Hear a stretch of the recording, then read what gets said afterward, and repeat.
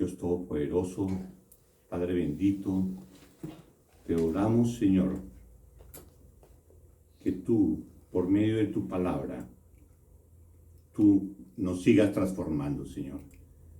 Que tú nos sigas cambiando para que cada día seamos más santos, para que cada día nos alejemos más del pecado, Padre, para que cada día te agrademos más con nuestras vidas, Señor, para que cada día te honremos más a ti, Señor, y que nos parezcamos cada vez más a la imagen de tu Hijo. Esa transformación que se hace por medio del Espíritu Santo, Señor, sabemos que Él la hace por medio del estudio juicioso, de la comprensión, del entendimiento de tu palabra, Señor. Y te damos gracias que tú nos permites estudiarla y hacerla entendible para todos nosotros, Señor. Te damos gracias por tu palabra, Señor. Obra en la vida de cada uno de nosotros. Te lo pedimos en Cristo Jesús. Amén. Amén. El tema de hoy es la santidad de Jesucristo. En algún momento hemos hablado de la santidad de Dios.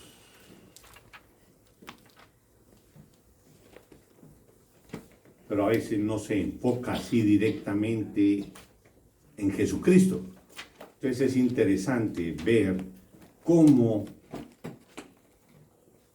se puede apreciar esa santidad en Jesucristo. Y para el efecto vamos a leer los versículos del 35 al 41 de Marcos 4. Marcos capítulo 4, del 35 al 41. Y como todos trajeron sus Biblias, vamos a leerlo todos al mismo tiempo. Y la versión que vamos a usar es la de Reina Valera del 60. Pues yo lo voy a leer y ustedes también lo leen en voz alta.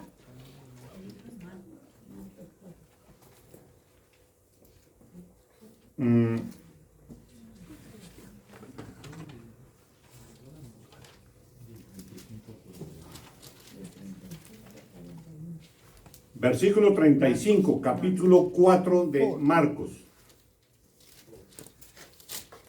Aquel día, no escucho, aquel día cuando llegó la noche, les dijo, pasemos al otro lado.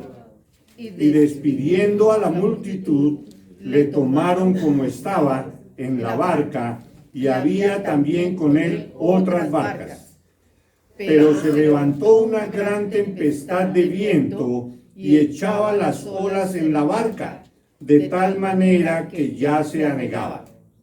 Y él estaba en la popa, durmiendo sobre un cabezal. Y le despertaron y le dijeron, Maestro, ¿no tienes cuidado que perecemos? Y levantándose, reprendió al viento y dijo al mar, Calla, enmudece. Y cesó el viento, y se hizo grande bonanza. Y les dijo, ¿por qué estáis así amedrentados? ¿Cómo no tenéis fe? Entonces temieron con gran temor, y se decían el uno al otro, ¿quién es este que aún el viento y el mar le obedecen? Ese es el pasaje que vamos a estar mirando el día de hoy. Hemos hablado últimamente de los atributos de Dios y hemos visto que el atributo que más lo distingue, el que hace a Dios supremamente especial, el que lo hace único, el que lo hace diferente a todo lo que existe, el otro, como lo dicen algunos, el otro, el que está separado, el que es superior a todo lo que existe y es distinto de todo lo que vemos, ese atributo es indudablemente su santidad. Ese atributo es el que hace a Dios único, exclusivo, diferente, poderoso. Eso, su santidad. De hecho, en Apocalipsis 4:8 se habla de la forma como los ángeles lo adoran todo el tiempo. Allá en el cielo, los ángeles todo el tiempo adoran a Dios, y lo que dicen los ángeles es santo, santo, santo. Y cuando en este idioma se habla 3 veces, o en la Biblia se habla 3 veces de algo, es que cuando es algo muy importante se repite 2 veces, o pues se repite una vez. Santo, santo. Pero cuando se repite 3 veces es que es supremamente especial, importante, y aquí se está diciendo santo, santo, santo. No dice en ninguna parte de la Biblia, no se dice poderoso, poderoso, poderoso. No. Y ni se dice justo, justo, justo, aunque lo es. Sino que se dice santo, santo, santo, queriendo significar todo ahí representado. La mejor manera de alabar, de glorificar a Dios que tienen los ángeles es decirle a Dios precisamente santo, santo, santo. Porque ahí se reúne en ese nombre el poder, la omnipotencia, la omnisciencia, la omnipresencia y todos los demás atributos que hablan de cómo es Dios y de quién es Dios y qué es Dios y todo lo que Él representa y es. Okay. En el Antiguo Testamento, ahí vemos varios eventos que nos hablan claramente de la reacción humana ante ese atributo de Dios. Cuando se puede ver de alguna manera ese atributo de Dios, la reacción humana es característica. Y vamos a ver más o menos cómo es esa reacción. Porque eso se puede ver en la reacción de Isaías, cuando tuvo la visión del trono de Dios. Se puede ver en Job, cuando estuvo en la presencia de Dios y que estuvo hablando con Dios. Y Dios le muestra quién es Él y vemos cuál es la reacción de Job. Se puede ver incluso en Moisés, ¿sí? Y en algunos otros, en Moisés, que lo hablábamos esta mañana, cuando Moisés estaba allá en el monte recibiendo las leyes, los 10 mandamientos, la reacción pues cómo ese momento en que le dice Dios a Moisés, oh, para ahí, quítate las sandalias, porque ahí donde estás pisando eso es tierra santa. Y no es tierra santa porque ese polvo de ahí, de ese pedazo de tierra fuera especial. No, tierra santa porque está el Dios santo ahí presente. Ojo, si ustedes se acuerdan de ese pasaje. Paralelamente a eso también hemos hablado en muchísimas oportunidades de la verdad bíblica, esa verdad indiscutible de que Jesús es Dios. Amén. Jesús es Dios. Hay en el Nuevo Testamento algunos eventos donde nos muestren la reacción de las personas ante la santidad de Jesús. Los hay. ¿Sí? Así como la de Job o la de Isaías cuando estaban con esa visión de Dios. Esto es lo que queremos resaltar en este pasaje que acabamos de leer. ¿Sí? Y entonces vamos a ver algunos versículos sobre eso y vamos a mirar esa reacción humana ante la santidad, el poder, la majestad de Jesucristo. El versículo 35 nos dice, aquel día, cuando llegó la noche, les dijo, pasemos al otro lado. Algo normal. ¿Al otro lado de qué? Al otro lado del mar de Galilea. Jesús por esos días estaba adelantando su ministerio, predicando a las multitudes, predicando por medio de parábolas y dando a conocer las verdades del reino de Dios. Estaba Jesús dando a conocer el reino de Dios. Al mismo tiempo, hacía sanaciones, curaba a muchas personas, mostrando su poder y su divinidad a la muchedumbre. Para eso eran las sanaciones y las señales, para mostrar de que Él es Dios. Aunque de paso, pues lógico, producía mucho beneficio pues, a las personas sanadas, lógicamente, pero no olvidemos que el objetivo principal de todas esas sanaciones es mostrar de que Él es Dios. En esta ocasión Jesús se había subido a una barca para poder hablar desde allí a la muchedumbre, porque había muchas personas y todos encima de él. Entonces ahí estaban en la orilla del mar de Galilea, estaban ahí algunas barcas, de pronto de Pedro, de Juan o de alguno de ellos, y él se subió a una de ellas para desde la barca poder predicarle a los demás. Estaban así estaba él hablando de esa manera. Cuando llegó la noche, ya ellos estaban cansados, estaban extenuados. Entonces Jesús quería apartarse con los discípulos y para poder descansar. Había sido un día muy pesado. Y por eso les dijo, pasemos al otro lado. Que es lo que dice el versículo 35. Pasemos al otro lado. Pero eran esas las circunstancias. Y él quería pues descansar, estaba cansado. Él es hombre, él es Dios, pero 100% hombre también. Necesitaba descansar y veía que los discípulos también. Entonces pasemos al otro lado, que allá no hay tanta gente. Vamos a ver. Entonces el versículo 36 nos dice, y despidiendo a la multitud, le tomaron como estaba en la barca, los discípulos, y había también con él otras barcas. Como había varios discípulos con él, todos no cupieron en una barca, sino que de pronto tomaron otras dos barcas para irse con Jesús. Entonces, de pronto él estaba ahí en la barca de Pedro y Juan, y por eso se fue en esa barca para el otro lado a buscar algo de descanso. Y también todo indica que todo estaba tranquilo. El mar estaba tranquilo y navegaban sin dificultad, por la forma como se describe ahí ese comienzo.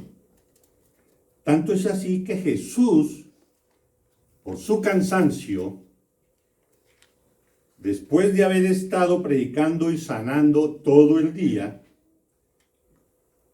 todo estaba tan tranquilo que él se sentó, se acomodó y se puso a dormir, echar una siesta. Estaba cansado. Interesante eso, de que él muestre esa condición de hombre, de humano, y que él sentía lo mismo que tú y que yo, Jesús. Estaba cansado, se durmió. Estaban navegando tranquilamente, durmió. Pues viene el versículo 37 y dice, pero se levantó una gran tempestad de viento y echaba las olas en la barca, de tal manera que ya se anegaba. Estuve buscando respecto de eso en internet, sobre las olas del mar de Galilea, ¿sí? Y ahí me pusieron un video donde se ve la forma como las olas allá en el mar de Galilea golpean el muelle de donde están tomando el video, pero es unas olas grandísimas y con una fuerza muy grande. No era cualquier ola ahí que se estaba moviendo mucho la barca, no, eso era muy fuerte, muy grande. Y es que eso se da en esa característica tiene el mar de Galilea. Por la topografía donde está el mar de Galilea, el mar de Galilea estaba rodeado de montañas, ¿sí? Bastante altas, y el agua, lo que es en sí el mar de Galilea, el lago, está 200 pies por debajo del nivel del mar. Entonces, de arriba, pues se producen vientos fríos por la altura, y el frío, ustedes saben que el frío baja, ¿sí? El aire caliente sube. Entonces, los vientos bajan por la montaña alrededor del mar de Galilea, bajan y se golpean con el aire caliente del agua. Y ese choque de esos vientos con la temperatura de lo que produce el agua, eso es lo que produce tempestades y las genera de un momento a otro, así intempestivamente. No hay anuncio, uy, por allá viene una tormenta. No, empieza la tormenta de una vez. ¡Ra! Y el oleaje es bastante significativo. Entonces eso ocasiona que de vez en cuando suceda eso, de esa manera tan dura y repentina. Y por eso dice ahí, pero se levantó una gran tempestad de viento, y es así, de un momento a otro, y echaba las olas en la barca, de tal manera que ya se anegaba. Como comparando uno, ahora pensando en esto, los problemas de uno, cómo se le vienen en el diario vivir, ¿no? Está uno tranquilo, cuando de pronto, ¡pum!, una noticia mala. ¡Wow! No, de un momento a otro. ¿Quién iba a esperar eso? Nadie. Así es la vida, ¿sí? Y eso está sucediendo aquí en este momento. Y ahí es donde uno ve la actuación y que de las personas, las reacciones y demás. El versículo 38 dice después de que vino la tempestad, y él estaba en la popa, o sea, en la parte trasera de la barca, durmiendo sobre un cabezal, tranquilo. El barco que se hundía y él durmiendo, sin preocuparse de nada. Tal sería el cansancio de Jesús, que a pesar del gran movimiento de la barca por las grandes olas que casi anegaban la embarcación, él seguía dormido. A pesar de que los que acompañaban a Jesús eran la mayoría expertos pescadores, todos sabemos que ellos se conocían ese lago al derecho y al revés, ellos se llenaron de temor, mostrando así que la situación de peligro era bastante especial, al punto de que se llenaron de pánico. Los pescadores que estaban con Jesús, que sabían cómo nadar, sabían cómo defenderse en situaciones de esas, pero se llenaron de pánico de lo fuerte que era la tempestad. ¿Y qué pasó? Entonces, él estaba en la popa durmiendo sobre un cabezal y le despertaron y le dijeron, maestro, ¿no tienes cuidado que perecemos? Aquí lo registran de esa manera, ¿no? Pero pudo haber sido con otras palabras, oiga Jesús, ¿qué es lo que le pasa a usted? Despiértese, haga algo, mire, todos nosotros estamos aquí pues preocupados sin saber qué hacer, usted que es el que sabe todo, muévase a ver. Imagino, palabras que usarían ellos, ¿sí? Haciéndole el reclamo, usted es el que puede y no está dando nada que espera de nosotros, ¿sí? Le reclamaron a Jesús, increparon a Jesús, lo encararon, más que pidiéndole ayuda, parecía como si lo estuvieran regañando y reprendiendo. ¿No tienes cuidado de que perecemos? ¿No vas a hacer nada? Jesús no se incomodó por el reclamo que le estaban haciendo los discípulos en ese momento. Él no reaccionó diciéndoles cualquier cosa que a uno mismo se le ocurriría. Tranquilos, hombre, espérense, vamos a mirar cómo está la situación. No, él no dijo nada, no les contestó. Él con calma. Así como reaccionamos nosotros a todos los problemas. Parecido. Entonces Jesús no se incomodó por el reclamo de los discípulos en ese momento, sino que simplemente se levantó y actuó. No hizo nada más.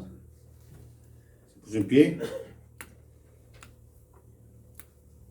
Y con su actitud, Jesús solo se dispuso a cumplir algunas de las escrituras.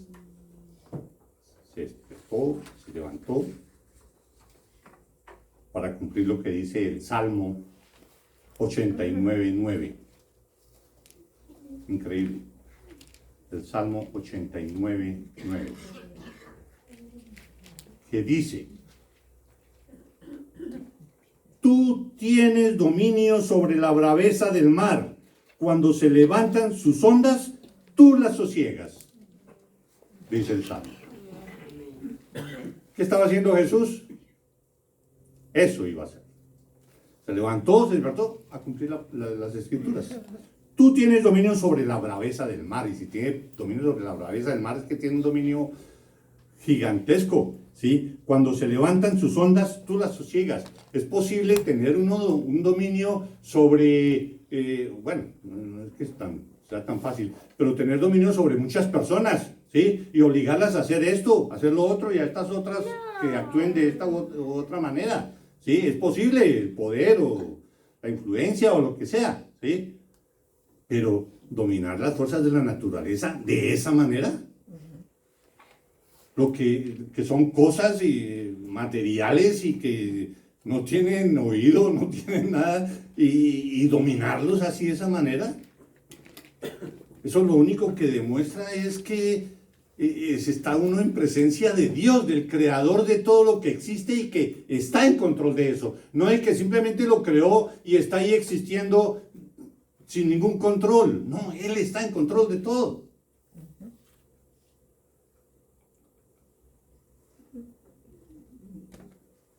¿Quién domina una tempestad? Deje de llover. Solo Dios. En respuesta a la desesperación de los discípulos, Jesús estaba a punto de realizar el cumplimiento literal de esos versículos que acabamos de leer, que fueron escritos muchos años antes. Pronto enseguida quedaría claro quién es Jesucristo.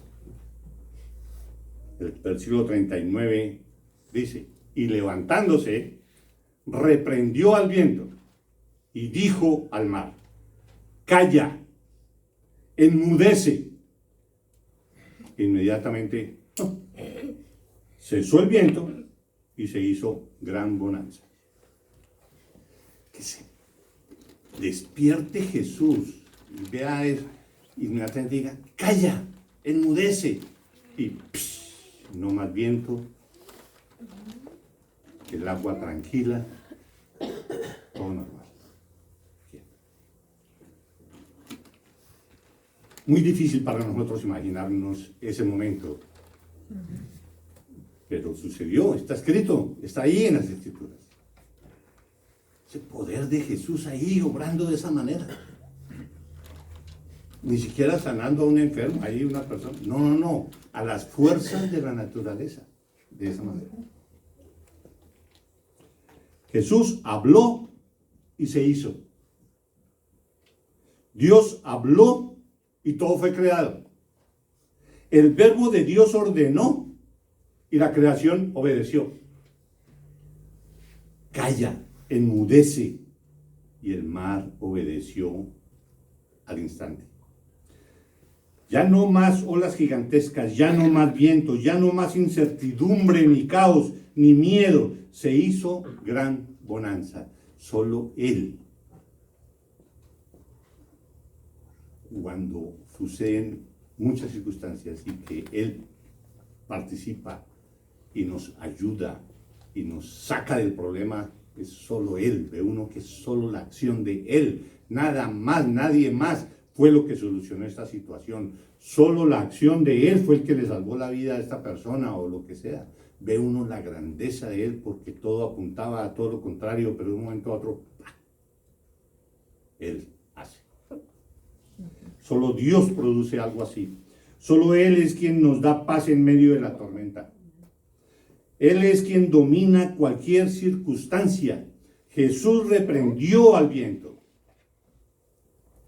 Calla, enmudece. Y se hizo gran bonanza. Y no cualquier bonanza, sino lo que dice ahí Marcos, gran bonanza, o sea, más tranquilo de lo normal, gran bonanza. Y Jesús les dijo, ¿por qué estáis así amedrentados? ¿Por qué están tan asustados? ¿Qué les pasa? ¿Te puedes imaginar la cara de los discípulos cuando ven eso? Cuando ven eso y que Jesús se voltea y les dice, ¿ustedes qué les pasa? Miren, ¿cuál es el reclamo? ¿Qué es lo que ustedes están hablando? ¿Por qué estaban amedrentados? Ya todo está tranquilo, miren. ¿Por qué estaban amedrentados? Jesús mismo les contesta esa pregunta. ¿Cómo no tenéis fe? ¿Qué pasa con tu fe? ¿Por qué se amedrenta?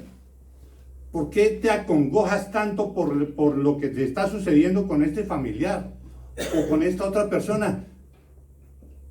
¿Por qué estás tan asustado con tus problemas? ¿Cómo no tenéis fe?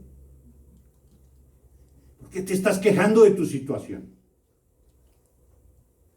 ¿Cómo? ¿Cómo no tenéis fe? No lo está diciendo a nosotros. Oye, es que mire todo lo que me ha pasado y esto y demás. Y haciéndome el reclamo. ¿Cómo? ¿No tenéis fe? Estaban amedrentados y se asustaron porque no tenían fe, no tenían suficiente fe. Sabían que el Señor tenía poder divino, ellos lo habían visto y en eso se la pasaron todos esos días mirando los milagros y todo lo que decía y hacía y todo eso, sabían que Él es Dios y tiene todo el poder, pero dudaron. Se parecerán a algunos de nosotros. Sabemos quién es Dios, conocemos sus atributos, confiamos en Él y lo decimos cada vez que podemos, pero a la hora de la verdad, todo lo contrario. ¿Dónde está tu fe? Esa es precisamente la fe. Confiar en Él completamente. Él es Dios. Y si en ese momento se ahogan todos y todos mueren, esa es la voluntad de Dios, punto. Pero toca creer y estar con Él y confiar en Él, porque eso es lo que tenía que ocurrir, por decirlo así. Esa es la fe. Tener fe y confiar en la voluntad de Él, que es buena, agradable y perfecta, siempre. Y que Él todo lo hace para el bien de nosotros, los que creemos en Él.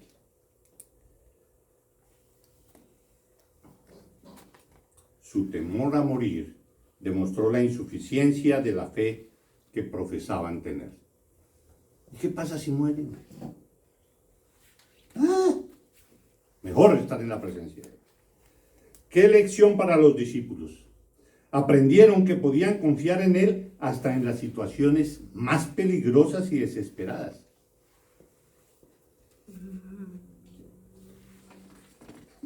El versículo 41. Entonces temieron con gran temor. Fíjense la reacción de los apóstoles. Asustados, vueltos nada. ¿Qué hacemos? No, de Jesús. Y Jesús. Y entonces, como decía un predicador, y cuando Jesús calmó todo, entonces los discípulos, gracias Jesús, tú eres el único, tú eres nuestro héroe, qué bien que hayas hecho eso, contábamos contigo y tú lo hiciste, qué bien. No, ellos no hicieron eso.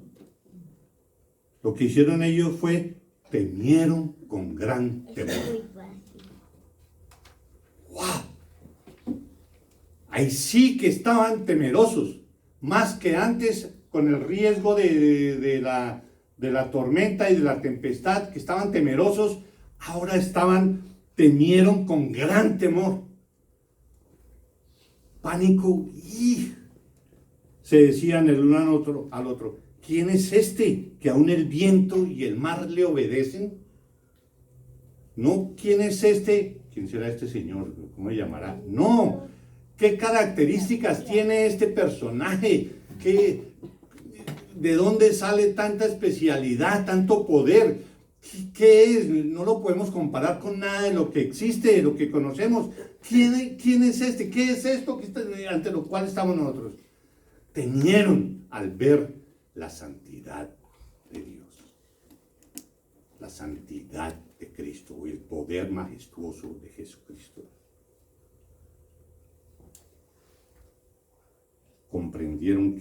Comprender que el Creador, el Dios omnipotente y todopoderoso, estaba en la barca con ellos, fue mucho más aterrador que cualquier otro temor. Estaban ante el Dios Santo. Estaban ante Él. ¿Cuál fue la reacción? Sentir un gran temor. Entonces, el miedo es la respuesta natural que los seres humanos pecadores muestran siempre que están en la presencia de Dios. Temor, miedo. Después de hablar con el Señor, Abraham dijo, cuando Abraham habló con Dios y se dio cuenta quién es Dios, Abraham dijo, soy polvo y ceniza, no soy nada, soy polvo y ceniza. Y él, que era un personaje adinerado y demás, entonces, soy polvo y ceniza. Eso se ve en Génesis 18, 27. Después en Job 42, 5, 6. Después de presenciar el poder de Dios, Job dijo, cuando estuvo hablando con él, ya después de toda su historia, entonces Job le dice a él que por qué, si él ha estado actuando bien, ¿por qué le está sucediendo todas estas cosas? Y Dios le contesta. Entonces Job, al ver que es Dios y todo lo que le está diciendo, entonces dice Job, de oídas te había oído, mas ahora mis ojos te ven. Por tanto me aborrezco y me arrepiento en polvo y ceniza. Ahora veo lo insignificante que soy yo y veo la grandeza tuya. Cuando estuvo al frente de Dios. Isaías, después de tener una visión de Dios, del Dios Santo, dijo, ay de mí, que soy muerto, porque siendo hombre inmundo de labios y habitando en medio del pueblo que tiene labios inmundos, han visto mis ojos al Rey, Jehová de los ejércitos. Soy un hombre inmundo de labios, dice Isaías. No soy nada.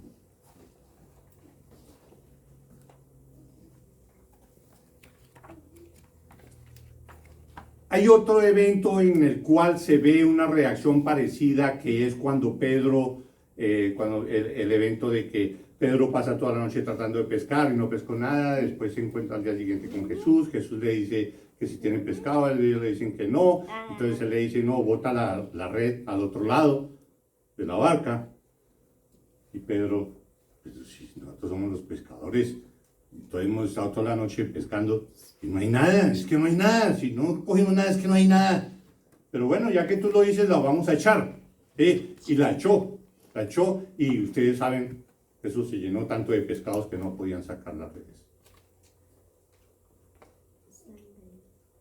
Se dio cuenta Pedro del poder de Dios, de dominar así todos los pescados. Eso, ¿quién lo hace? Solo Dios. ¿Y qué dice Pedro? ¿Qué hizo? Cayó de rodillas ante Jesús. No, lo felicitó, gracias, sí, no puedes traer más pescados o lo que sea, no. Cayó de rodillas ante Jesús diciendo, apártate de mí, Señor, porque soy un hombre pecador. ¿Por qué esa reacción tan rara?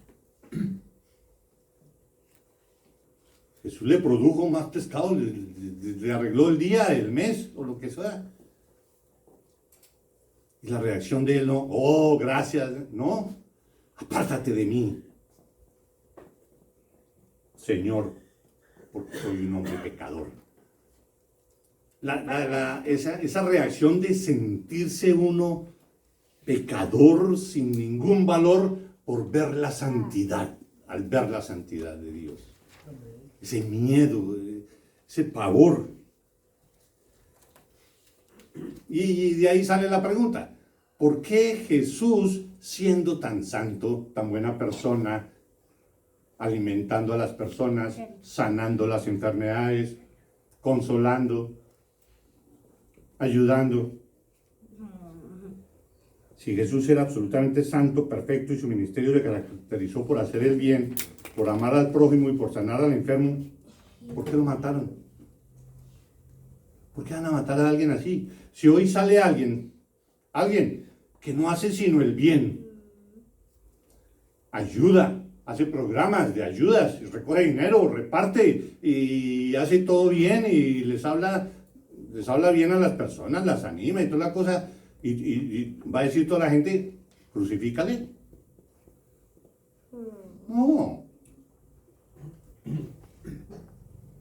No van a hacer eso, pero con Jesús lo hicieron.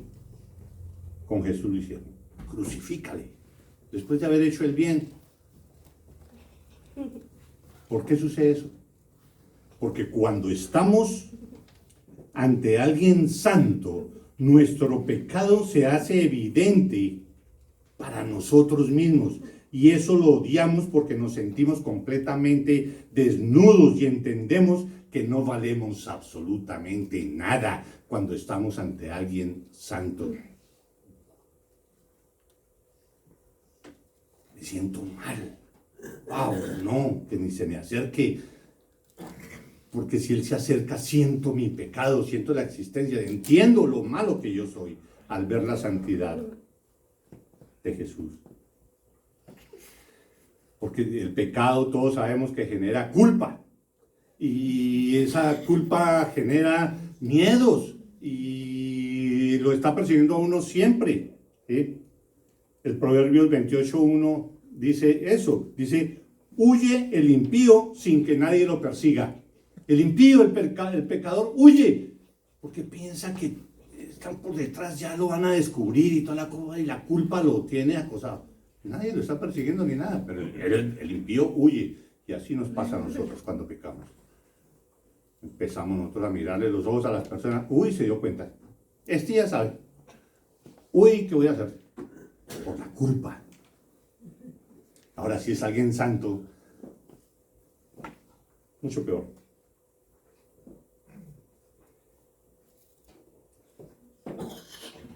Para esto solo hay una solución, que es la que ofrece Jesús y la que le ofreció Jesús a Pedro, para toda esa situación de pecaminosidad y demás, y de sentirse tan nada. Solo hay una solución, que fue la que le ofreció Jesús, el perfecto, a Pedro.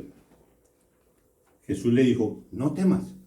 Cuando le dijo, apártate de mí, le dijo, no temas, ven a mí, ven conmigo, tranquilo.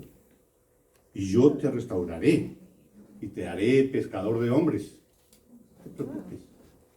Soy yo. Esto es lo que nos dice Jesucristo, el Santo. Jesucristo, Dios, es el que, eso es lo que nos dice a todos nosotros que somos pecadores. No temas. Ven a mí. Ven a mí y tus pecados serán perdonados. Pero ven a mí. En arrepentimiento y fe.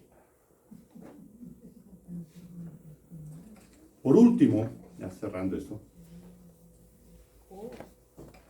¿cómo no creer en un Dios tan santo como nuestro Señor Jesucristo, quien nos llama con amor a venir a Él y someternos a Él y ser transformados por Él para vivir en paz y en abundancia espiritual? ¿Cómo no lo hacemos? ¿Cómo no aceptamos esa invitación de Jesús?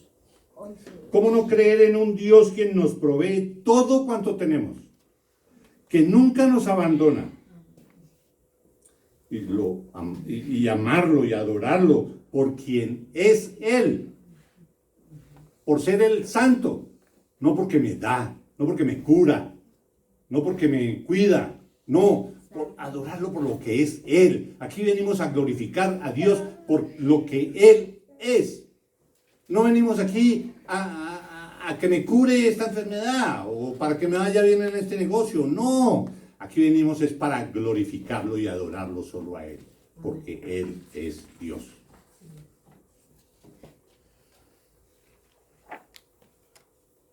¿Qué debemos hacer? Orarle y decirle lo que le dijo Habacuc. Ustedes muy bien saben y han leído esa parte de Habacuc. En el versículo 17, 3:17, que llega a tal convicción Habacuc de lo que es Dios y de su situación tan terrible. Es que no me sale nada bien, es que ahora se me dañó esto, lo mismo que Job. Y Habacuc dice: aunque la higuera no florezca, ni en las vides haya frutos, aunque falte el producto del olivo, y los labrados no den mantenimiento, y las ovejas sean quitadas de la manada, y no haya vacas en los corrales, con todo, o sea, perdiendo todo, y que todo me vaya mal, con todo, yo me alegraré en Jehová, y me gozaré en el Dios de mi salvación. Amén. Jehová, el Señor, es mi fortaleza, el cual hace mis pies como de ciervas y en mis alturas me hace andar. Amén. No olvidemos eso. Por más mal que nos vaya, Él está ahí con nosotros. Entonces, ¿dónde está tu fe? No digas que eres cristiano si no tienes esa fe.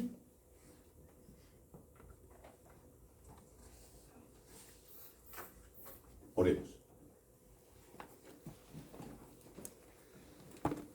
Padre, gracias por tu palabra. Señor, gracias por recalcarnos, Señor, quién eres tú y recordarnos quién es Jesucristo, tu Hijo. Gracias por la santidad de Cristo. Gracias por tu santidad, oh Dios. Gracias por quien tú eres, Señor, el dueño de todo lo que existe y quien está en control de todo lo que sucede en nuestras vidas. Y gracias porque tú nos conoces mucho más de lo que nosotros mismos nos conocemos. Señor, aumentanos la fe. Queremos confiar solo en ti y no en nuestros propios raciocinios y falsa sabiduría. Transforma nuestras almas, Señor, para que nos sometamos a tu palabra y te obedezcamos en todo lo que nos digas, Señor, para que solo tú seas glorificado. Ponemos nuestras vidas en tus manos. En Cristo Jesús te oramos. Amén. Amén.